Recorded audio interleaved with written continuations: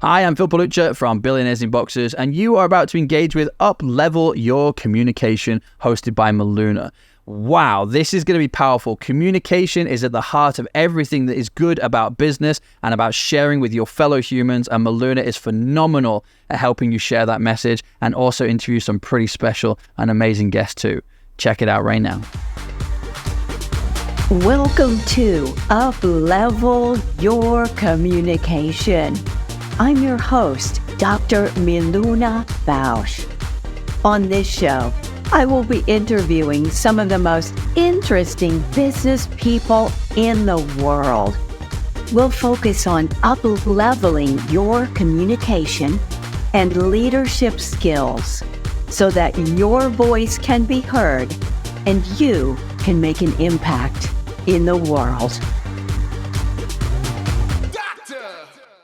Welcome to Up Level Your Communication.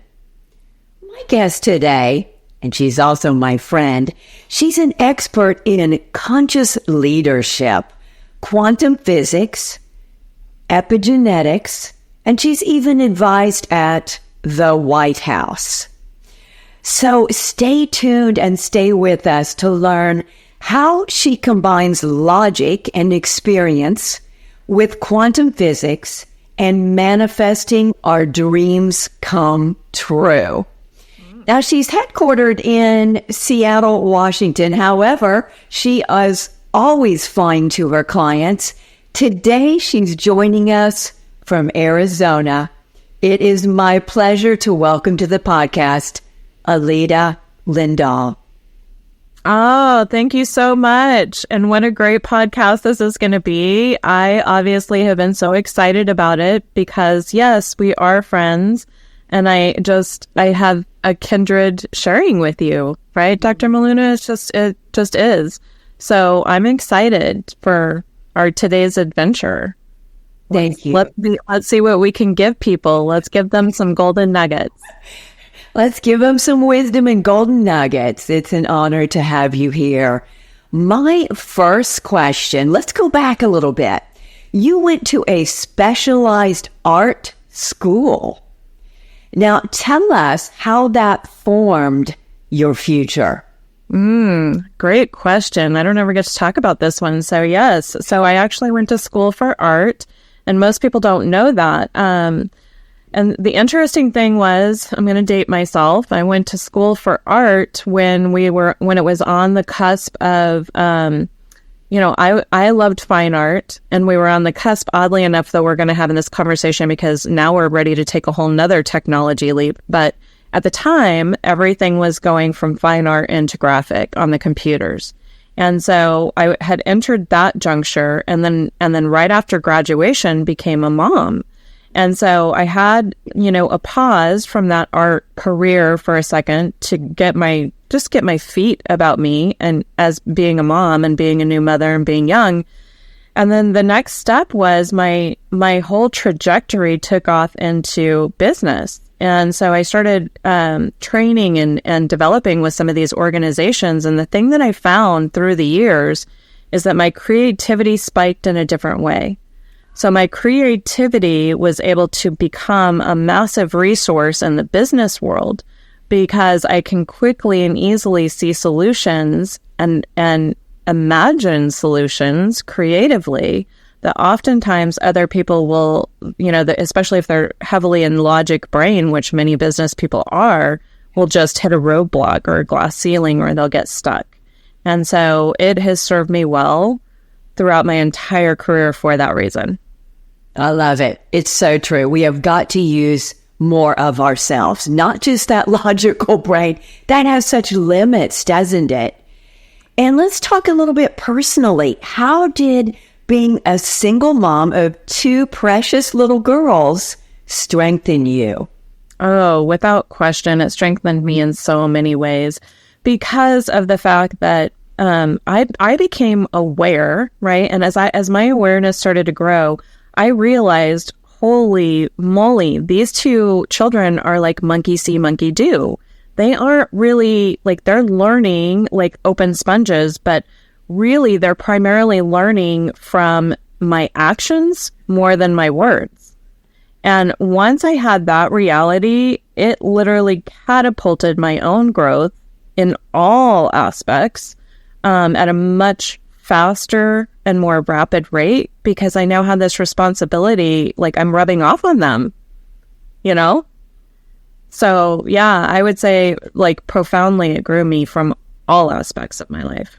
That's so gorgeous. You stepped up to the plate and set an example for your daughters who are now very successful in all aspects of life. Yes?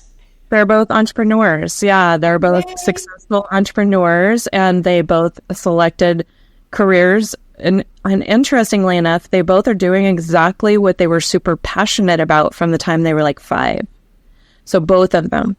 I love hearing that. I know parents talk people out of, don't go into music, don't go into this. Oh my gosh. I have a different opinion about that. John Bon Jovi, there's an article about him in a magazine right now.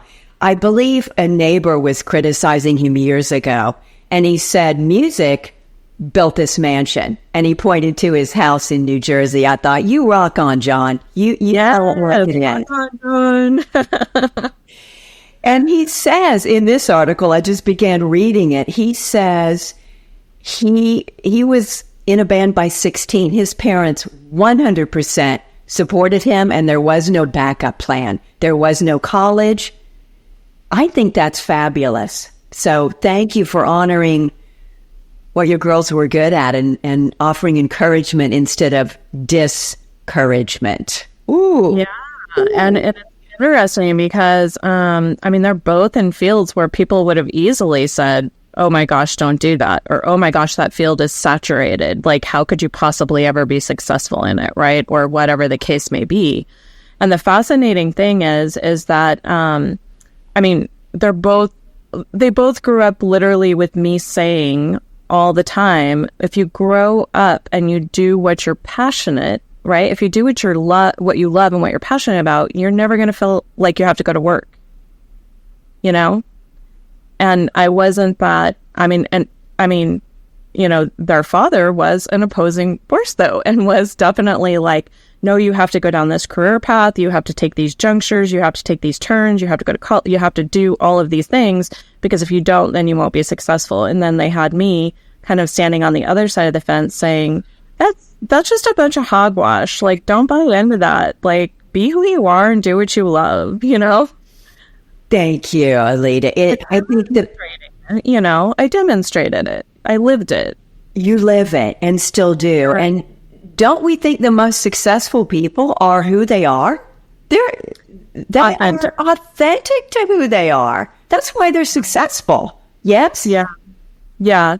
And it built, as you go through life and the more authentic you become and the more you embrace who you are, it resonates. Like, people feel that. You can feel the difference when you're talking to somebody who is genuine and who's authentic versus somebody who is just blowing smoke, like they don't believe their own stuff, essentially.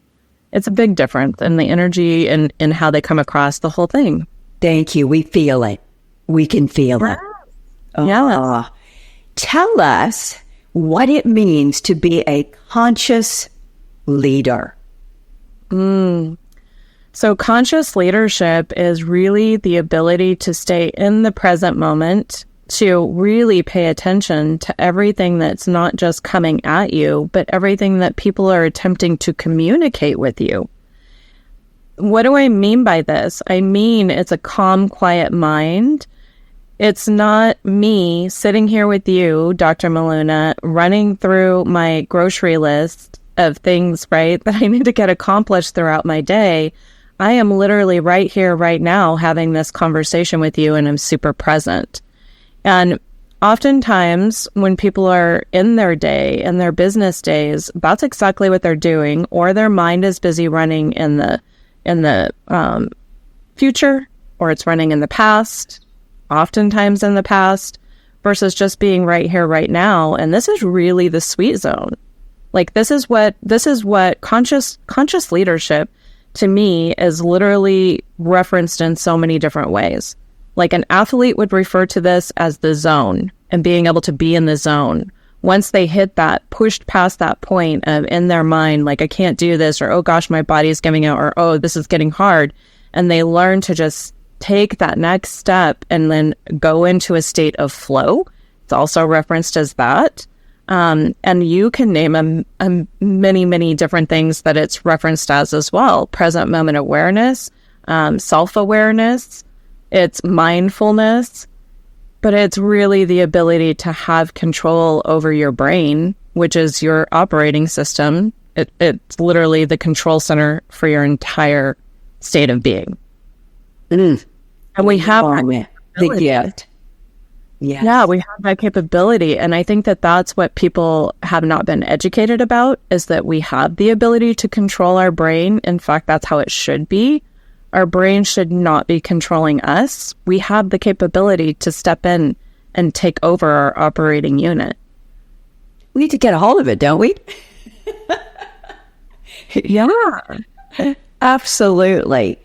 Now, in our current state of the world, my gosh, we've got wars, we've got chaos. Here in the U.S., we've got an election, we've got deception.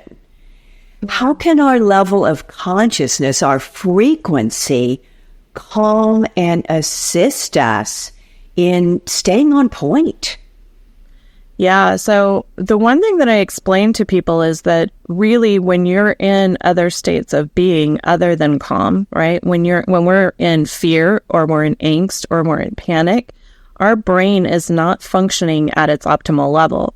That 100% means, and that's literally because of biological functions, like oxygen will start to shut down to our brain. Cortisol, because our brain is such an amazing, has all this amazing operating capability, will dump chemicals into our body because our body has a natural pharmacy. Well, all of those things impact us. And when we're in a calm state of being, we are optimal. We are functioning at the highest levels, and including our brainwave patterns are in higher states of frequency. There's no question that we will make our best choices and our best decisions when we are in that state of being. And in fact, it's not until we are conscious that we can make new choices and new decisions. So for a lot of people, I'll equate this to like our free will, right? Or our, like, literally, it's kind of like the spirit stepping back into the equation and becoming the pilot on board. Would you define epigenetics for us and tell us a little bit about, help us understand at a deeper level? Yeah, I want to do it at the most simple level that I can possibly do it so that it can be a deeper understanding for your listeners. And that is, epigenetics is our ability to turn our genes on and off within our own physical system. And Harvard Medical University and Harvard Medical School has actually proven epigenetics to be an actual, like, it's an actual thing, right? So that this is all recent discoveries that have come forth that are backing and supporting this. But epigenetics is literally like we turn our genes on and off within our body. So it's not genetically passed on, as what they're finding. These diseases or these ailments are not genetically passed on as much as they are epigenetically passed on. And what does that mean? That means that the epigenetics is behaviors, emotions, environment, all of the things that drive that emotional well-being in us or discord in us. And once we have the ability to, again, get control of our own body and our own mind, it automatically will turn genes off in our body and turn genes on in our body. And those genes can be awesome, epic genes. Every gene in our body has its place and its time and its purpose. We're not meant to be stuck in some of those genes that maybe were designed for us to use in the blast of a moment. It's there for us. It's ready. It's waiting if it's needed and if it's necessary. But we're not meant to be stuck with that switch on.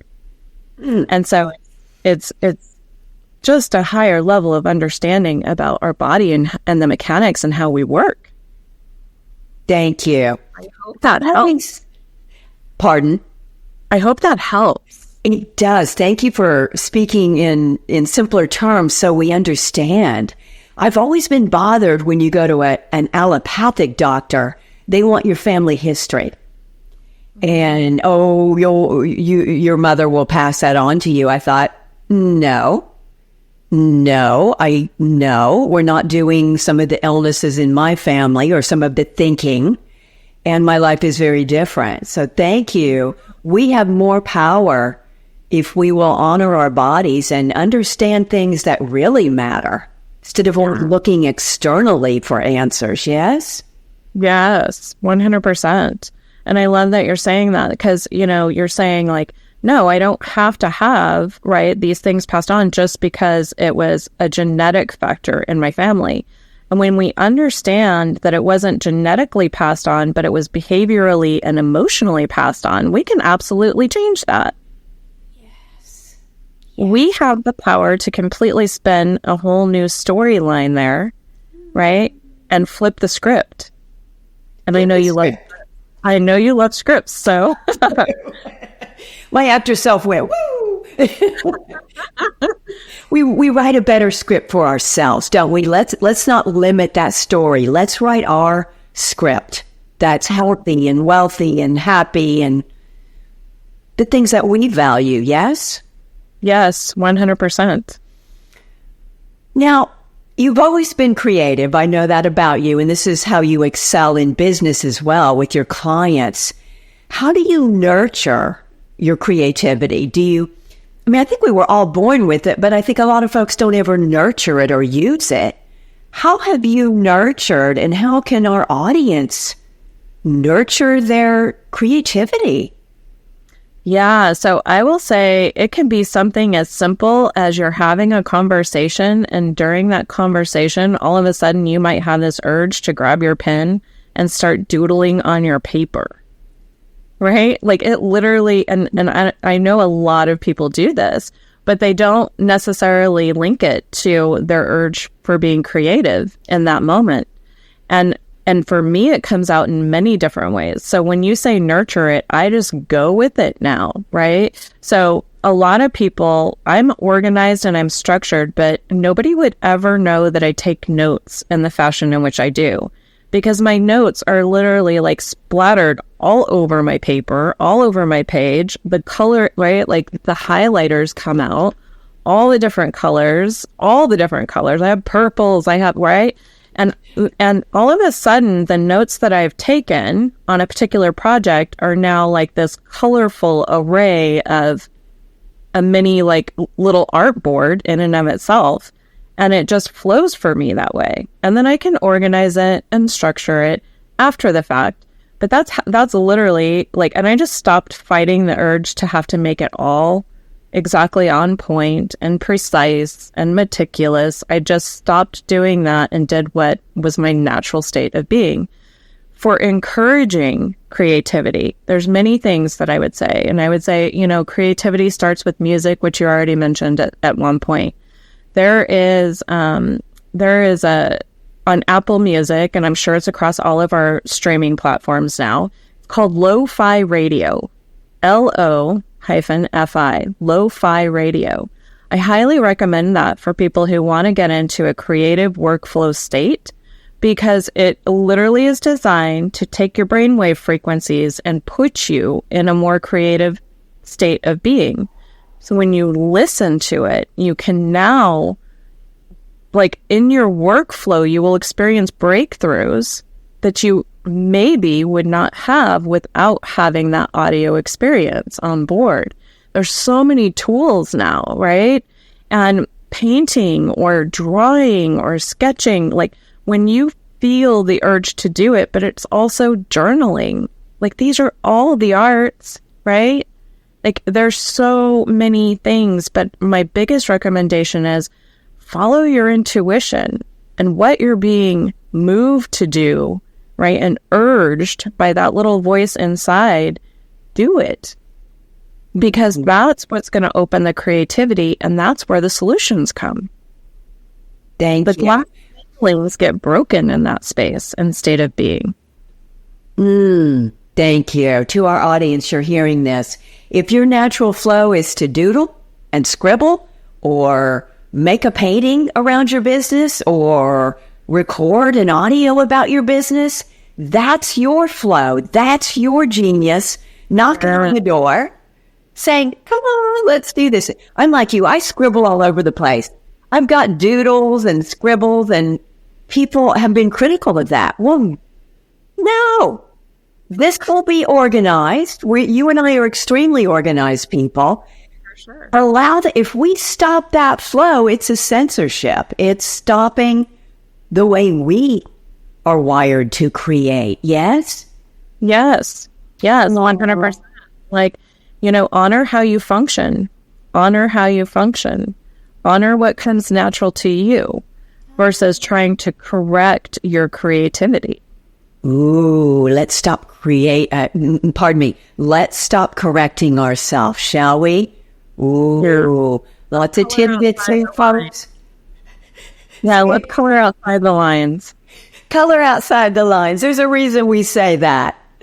Yeah. We don't want to play in the lines. Oh, boring. Boring.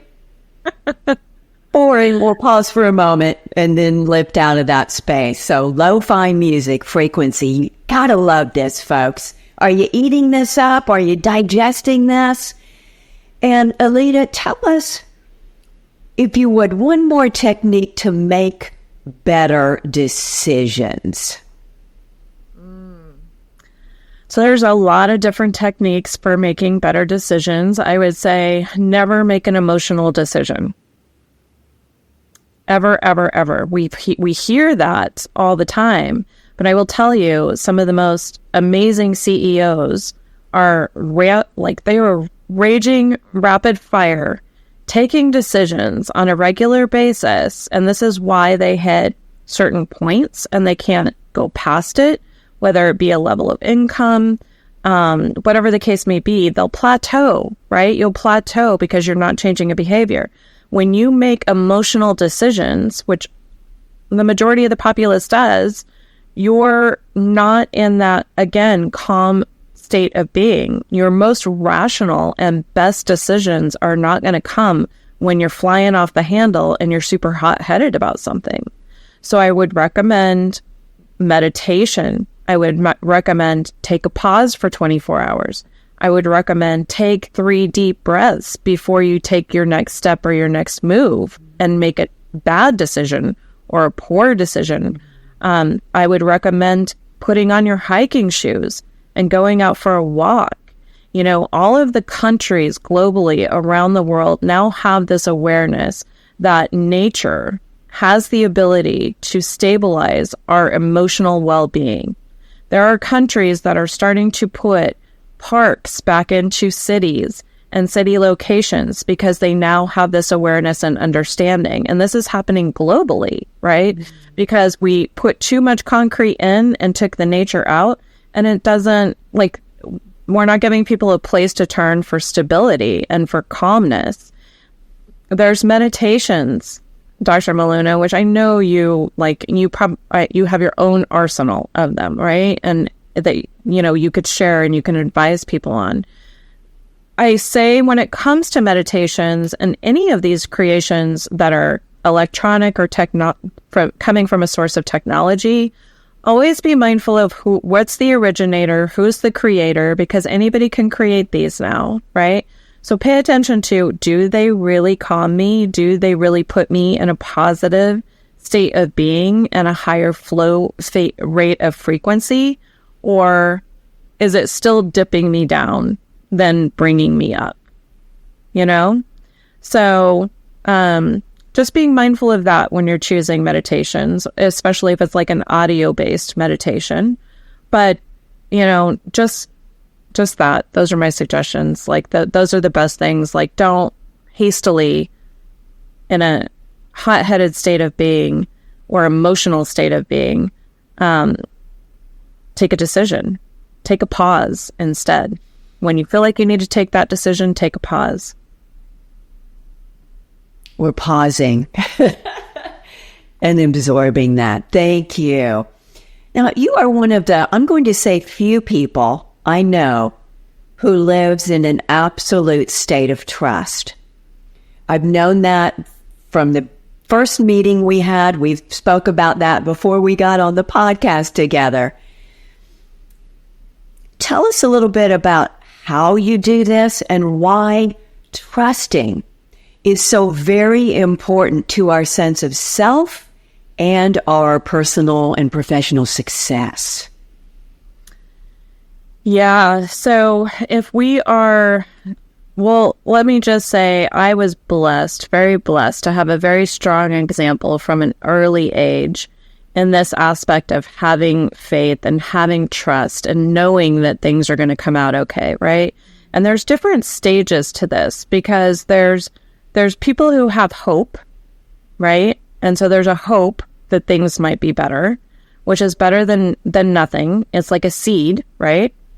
There are people then who have the ability, though, through work to transition into believing. Oh, I believe now. Now I'm a believer because I've exercised my trust enough to now know that when I do this work, it actually works. I'm getting benefits from it. I'm feeling benefits from it. Call it whatever you want to call it. The universe is giving me signs and signals, right? I'm being heard.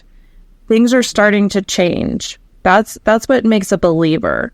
And then you go from believing to knowing.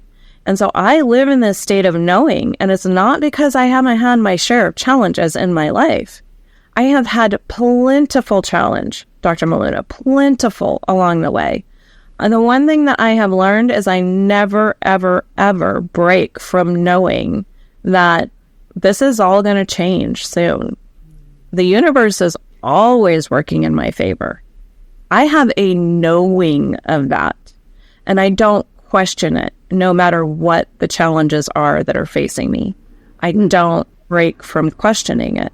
And as we talked, like, lo and behold, every single time that I put this into play in my life, everything changes to a degree to where it's like you can go from zero to floodgates opening and, be careful with what you ask for because sometimes it'll come, right? And come at such a massive rate that you're like, oh, what the heck? Now how do I manage all of this goodness, right? Yes. When it's mastering the art of unwavering trust. The trust is important because trust, when you look at the ratios and you do the research globally, trust is one of the number one things that has continued to deplete year after year. And we're talking about elections. We're talking about some of those things, right? And so Americans, I'll speak, to the ratios. And when you look at the American populace, the trust levels have gone dramatically. And I think the last research I did on this was probably during the pandemic or just coming out of the pandemic. And it was fascinating to me because people were trusting in their employers, I think because there was more transparency during that time frame where employers had to come forth and just be very honest with their staff and with the people who were working for them because everybody was in this state of trying to figure things out, right? And the best way to figure things out is not to lie about them. It's not to try to pull the wool over somebody's eyes about it. It's to get transparent about it, right? Yes. And that's what grows trust. Transparency grows trust. Consistency grows trust. Those are the things and the actions that we should be taking because that's what's going to expand the trust and have the ripple effect, right? Everything is a ripple effect and it will ripple out. You'll become known as this person who can be trusted.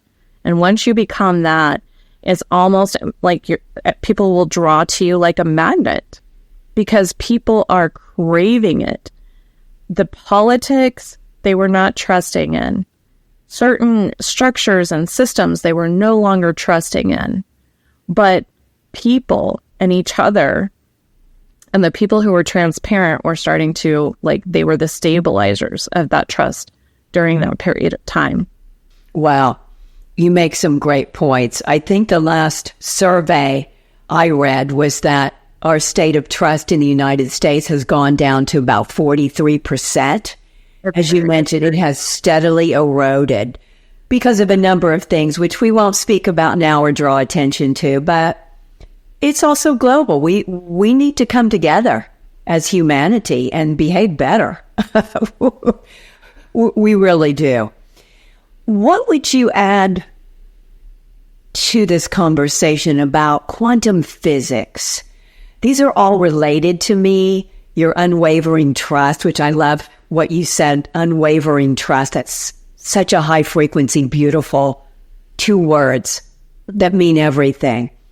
Add quantum physics in this beautiful cauldron of how we can rise up and be in our genius and in the moment and just create a better life. Yeah. So, quantum physics is the concept, it's science. And the thing, I love the sciences. I love things that are scientifically being proven. And so I love quantum physics because it really is the science that kind of like takes it all out there.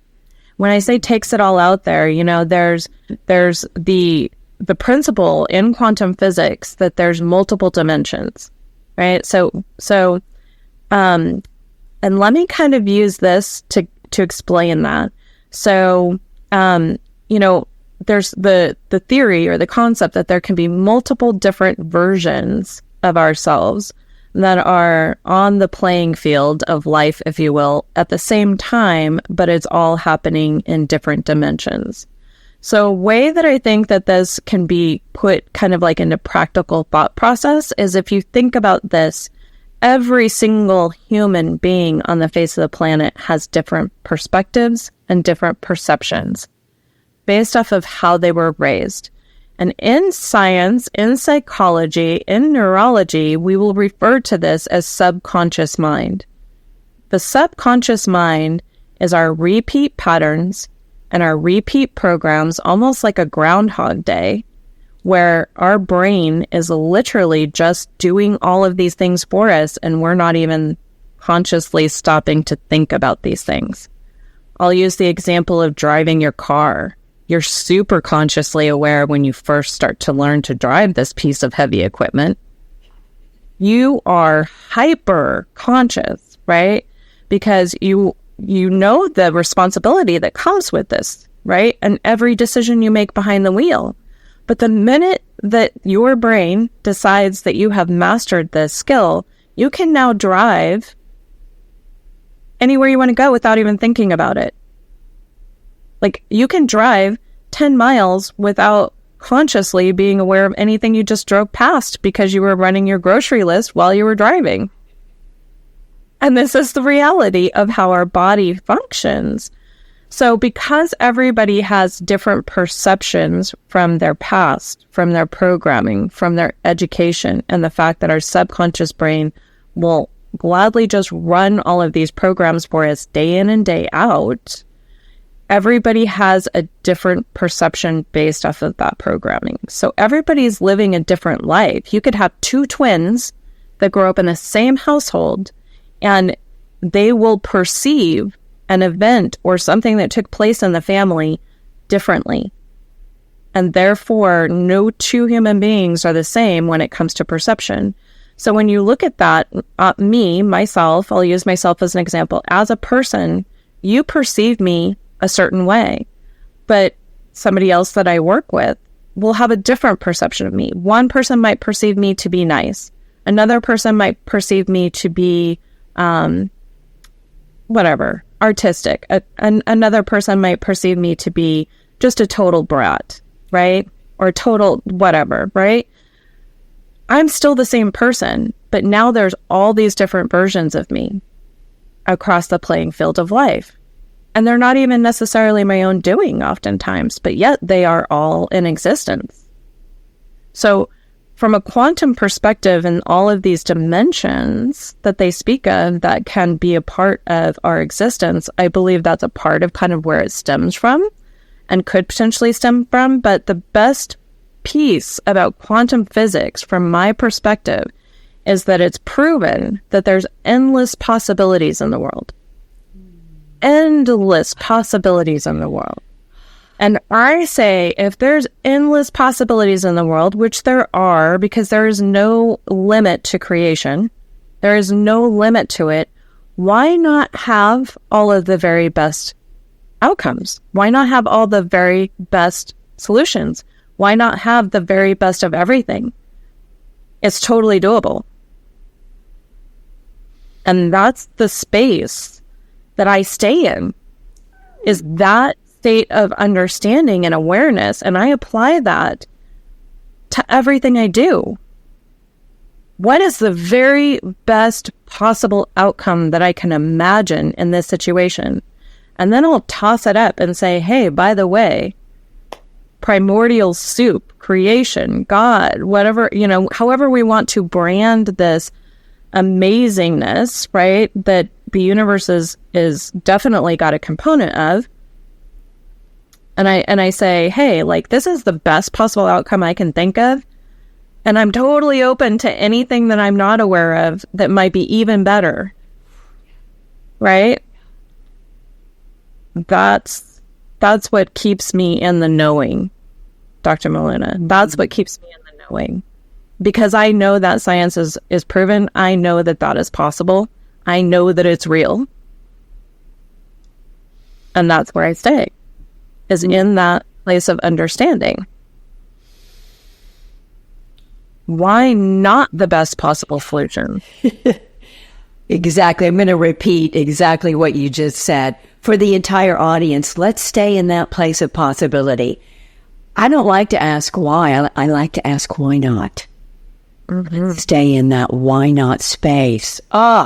This is so delicious. I'm sure we've been lifted up. I know I have been.